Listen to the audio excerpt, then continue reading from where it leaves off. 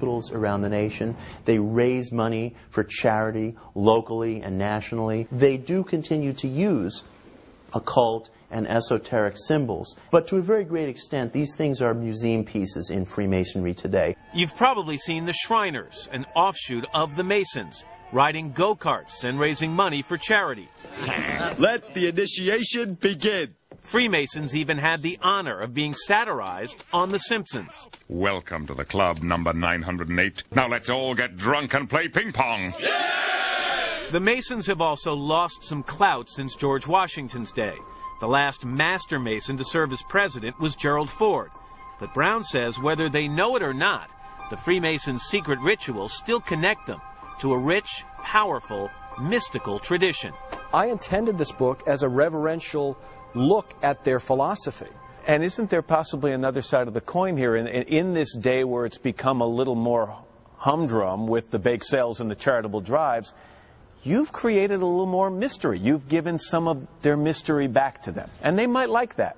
I hope so. As with any organization, there's some who understand the core and some who are on the periphery. And I'm hoping it starts to pull people in the direction of the ancient mysteries. The ancient mysteries, they're the key to the plot of the lost symbol. But are they the key to much more? All of these texts from all of these different authors tend in the same direction. This idea of the power of the human mind and the ability of thought to actually transform the world in which we live. Can the human mind be... My fear is that we start to use our minds for evil. When Secrets of the Lost Symbol continues.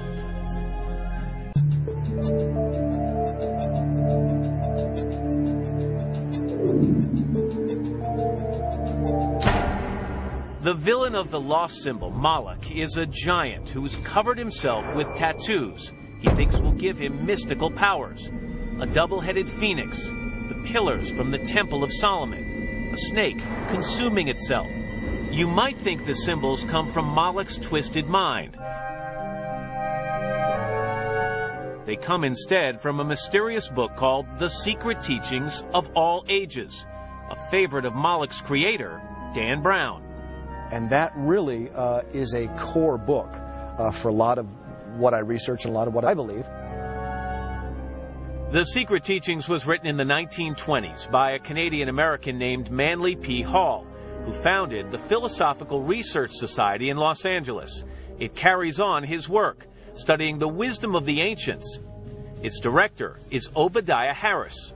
The ancient mysteries are about the divination of man. How it is that you can become more fully human and achieve a level of consciousness beyond the reasoning mind. Moloch believes the Freemasons have guarded the ancient mysteries for centuries. He forces Robert Langdon to race through Washington, trying to decode messages the Masons engraved on a stone pyramid. Messages Moloch is convinced will lead him to the lost symbol of the ancient mysteries and to unspeakable power. And you draw a pretty straight line from the ancient mysteries to the Freemasons and to another subject that we haven't quite discussed yet. Is it an imaginary line or is it a real line? No, it's an absolutely a real line. The ancient mysteries deal in the concept of the power of the human mind. The Masons celebrate mankind and the power of the human mind. In fact, in the second degree ritual, there's actually a line where they say, here you will learn the mysteries of human science. There's a form of human science that Moloch wants to hijack for his own ends. It sounds like fiction, but it's not. Noetic science really is the reason this book took me so long to write. I'm kind of a skeptic, and I hear about these experiments that are being done that categorically and scientifically prove that the human mind has power over matter. The physical world. Power over the physical world. The term noetic derives from the Greek word for mind. Noetic scientists study whether age-old ideas like faith healing, ESP, mind over matter, actually have scientific basis. In Dan Brown's novel, there's a secret lab at the Smithsonian doing cutting-edge research to prove the human mind has such power. Moloch breaks in, murders one scientist, and tries to kidnap another. The secret lab is fiction, but there's a real one similar to it in Petaluma, California's Institute of Noetic Sciences. Its director is Marilyn Schlitz.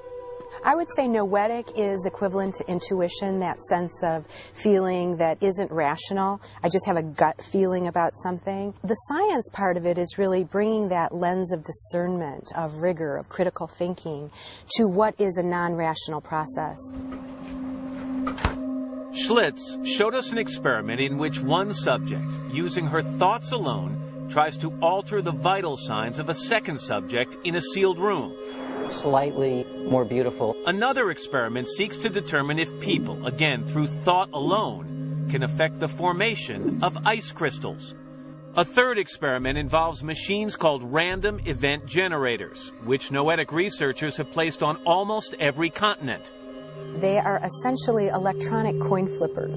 So if you imagine flipping a coin 100 times, you would expect, based on a normal probability distribution, that you'd get an equal number of heads and tails.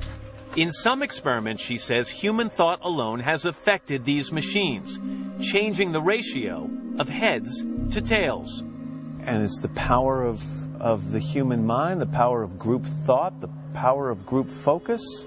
I don't know. How can this be so central to the book if we don't know? I mean, it's a very difficult concept to get your arms around, and there are some, let's be honest, who think it's a hoax. Sure. You don't have to look far to find them. Ray Hyman, a former professor of psychology at the University of Oregon, has made a mission of exposing what he considers scientific fraud. It's starting to bend. It's bending. And noetic science is on his hit list. Noetic science is not the science that we know of as physics and chemistry and even psychology. There's very little science there as far as I'm concerned. Nevertheless, the Institute of Noetic Sciences has received a grant from the federal government to study distance healing, what you might call prayer. I spent a lot of time researching noetic science and really had to get to the point where I realized, you know what? The world is a stranger place than we thought. And the human mind really does have the ability to affect matter. He says his new belief led to an old fear. Every single scientific breakthrough in human development, whether it was fire or nuclear power, has been turned into a weapon. My fear is that we start to learn how to use our minds, and that our innate dark sides will use it for evil. Which, of course, is exactly Moloch's goal, one he's willing to kidnap, torture, and kill for. And what you set up in the book is the people who think about, boy, we can change the world in a positive way. Your villain in this book, Moloch, says, wait a minute, I don't want that renaissance. Right. I want this to be a source of evil. Moloch is the reminder that with knowledge comes responsibility. It may sound heavy for a beach read, but Brown doesn't seem worried. I think my books contain a lot of meat, but it tastes like dessert somehow. He manages that by folding the big ideas into a book-length, high-speed chase, all the while revealing the secrets of a city that seems familiar. No shadows anywhere. The room... What other secrets does Washington hold? Brown himself will show us next. A lost symbol mystery that has stumped even the CIA. There is an American sculptor, James Sanborn,